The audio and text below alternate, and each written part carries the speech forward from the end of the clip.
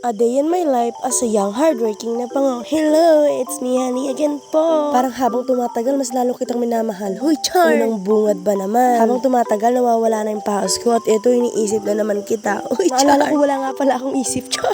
Papakainin ko na nga lang tong anak ko. At mukhang nagugutom na, pinapabayaan kasi kami ng tatay niya. Kainit sa Pilipinas, dalawa-dalawang electric pan. Yung araw baga naman ay para lamang nasa bubong namin. Diyos ko po. Buti nilang masarap ka. Hoy, Char! Parang merienda namin ay kasarap. Mayaya na lang din si mama sa bukid, kaingin, o ano man tawag sa inyo. Mamuha tayo ng gulay. Piling ko kasi nagkukulang na ako sa pagmamahal mo. Uy, Char! Nagkukulang na ako sa gulay. Ano ba yan? Parang gusto kita. Ay, mali! Ang sarap ng talbos ng kamote, ganyan. Gusto ko din nga na sana ng laman yan. Ay, kasi parang wala pang buti laman. Na lamang di may nakuha si mamang ube. Ay, kasarap niyan, aling juice. Kaso'y bakit gayon? Ba't mo kami inaiwan? Pagkatapos ng lahat, iiwan-iwan mo lang ako. Char! Ito namang maganda naming pusa ay chicks na chicks sa akin. At namiss ko din kasi ito'y anak-anakan namin. Anak natin. Uy, Char! Payag ka ba ako yung asawa mo?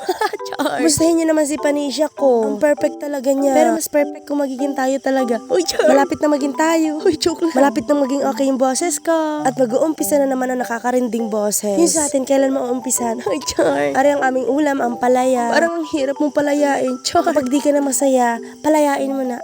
Palayain ka. Uy, Char! Sinasabi mo bata ka. Parang hindi siya napapaitan sa ampalaya, no? Ganun talaga pag bata pa, kahit anong kinakain yan. Matatakaw kasi mga bata. Ba't ako kahit hindi bata, matakaw, no? At yun, gabi na nga natapos ang aming pagluluto. At yun lang, bye-bye! Mwah!